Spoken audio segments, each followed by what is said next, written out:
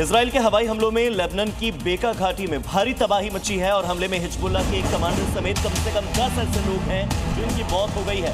50 से ज्यादा लोगों के घायल होने की खबर है। स्थानीय प्रशासन ने फिलहाल राहत बचाव कार्य यहां और तेज कर दिया है। लेबनान पर इजराइल लगातार अटैक कर रहा है। कल भी हमने आपको अटैक की खबर बताई थी। आज जो अटैक हुआ है उसमें एक कमांडर की मौत और उसके अलावा कुल मिलाकर 10 लोगों की मौत की सूचना है। खबर तेलंगाना के जगतियाल से है। जगतियाल से एक विचलित कर देने वाली खबर सामने आई। यहाँ बड़ी संख्या में आवारा कुत्तों की बेरहमी से हत्या का मामला गर्मा गया है। एक एनजीओ की रिपोर्ट के मुताबिक करीब 100 आवारा कुत्तों की हत्या कर दी गई। आवारा पशु फाउंडेशन ऑफ इंडिया की क्रूरता निवारण के अनुसार 1 फरवरी को ही करीब 100 आवारा कुत्तों को जहरीला इंजेक्शन देकर मौत की नींद सुला दिया गया। हैरान करने वाली बात तो ये है कि ये आंकड़ा महज एक गांव अब्बापुर का है। खुलासा होने पर गांव के बाहर एक बेड़े से कुत्तों के शवों का ढेर मिला। इतना ही नहीं, एनजीओ की टीम का आरोप है उन्हें सरपंच और ग्रामीणों ने धमकाया भी। अब एनजीओ ने थाने में एफआईआर कराई है।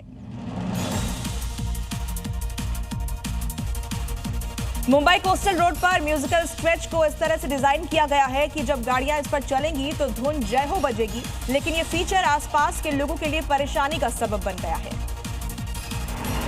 वहीं कोस्टल रोड के पास बने घनी आबादी वाले इलाके के निवासियों ने इस पहल पर कड़ा विरोध जताया है। निवासियों का कहना है कि ये सुविधा अब राहत नहीं बल्कि लगातार चलने वाले शोर शराबे बन चुकी है।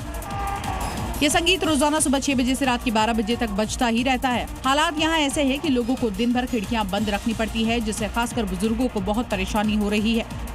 लोगों ने इस वक्त प्रशासन से अपील की है कि मुंबई पहले ही हॉर्न और ट्रैफिक के शोर से बहुत ज्यादा जूझ रही है। ऐसे में सड़क पर तेज आवाज में बजने वाला संगीत समस्या को और बढ़ा रहा है। मेलोडी लेन की तुरंत समीक्षा की जाए और इसे बंद किया जाए। हरियाणा के पानीपत में चपरासी बनने के लिए युवाओं की भीड़ लगी हुई है। 8 पदों पर 10,000 उम्मीदवार हैं और कतार में 8वीं से लेकर ग्रेजुएशन और पोस्ट ग्रेजुएशन कर चुके लोग भी शामिल हैं। हरियाणा में बेरोजगारी का क्या आलम है, इसकी गवाही ये तस्वीर दे रही है। जिले में चपरासी की भर्ती बोर्ड में बेरोजगारों की भीड़ उमड़ पड़ी है। भर्ती बोर्ड तो आवेदनों से ही मालामाल हो गया है। 8 वैकेंसी के लिए 10,000 आवेदन आ चुके हैं। इंटरव्यू देने वालों में युवाओं की लंबी कतारें नजर आईं। खास बात यह रही कि इन पदों के लिए 8वीं पास से लेकर पोस्ट ग्रेजुएशन तक के युवा आवेदन करने पहुंचे। मॉर्निंग जी में आगे बढ़ते हैं, दिखाते हैं आपको राजधानी दिल्ली की 5 बड़ी खबरें। दिल्ली में एक पिता की गोली मारकर हत्या कर दी गई। दरअसल ट्यूशन से समय लौटते वक्त बेटे की किसी बात पर बदमाशों से लड़ाई हो गई थी। इस दौरान बेटे ने पिता को फोन करके मौके पर बुलाया। मौके पर पहुंचकर पिता ने बीच बचाव करने की कोशिश की तो बदमाशों ने फायरिंग करके पिता की हत्या कर दी। दिल्ली के ताहिरपुर में घरेलू विवाद ने हिंसक रूप ले लिया, जिसमें एक पति ने पत्नी को घर की पहली मंजिल से धक्का ले दिया, जिसमें पत्नी की मौत हो गई। सूचना मिलते ही पुलिस मौके पर पहुंची, आरोपी को गिरफ्तार कर लिया गया। दिल्ली के मॉडर्न टाउन में उस वक्त अफरा तफरी मच गई जब एक घर की 5वीं मंजिल पर भीषण आग लग गई। हादसे के दौरान घर में कई लोग मौजूद थे जो समय रहते बाहर निकल गए। वहीं सूचना मिलने के बाद पहुंची फायर ब्रिगेड की टीम ने कड़ी मशक्कत के बाद आग पर काबू पा लिया।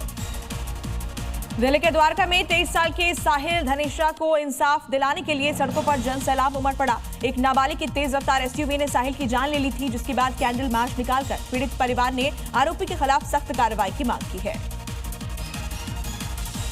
दिल्ली के वजीराबाद में घरेलू कलह से परेशान होकर एक महिला ने सिग्नेचर ब्रिज से यमुना में छलांग लगा दी। इस दौरान यमुना में स्नान कर रहे लोगों ने समय रहते महिला को बचा लिया। फिलहाल पुलिस ने महिला को अस्पताल में भर्ती करवा दिया है। आगे की जांच जारी है।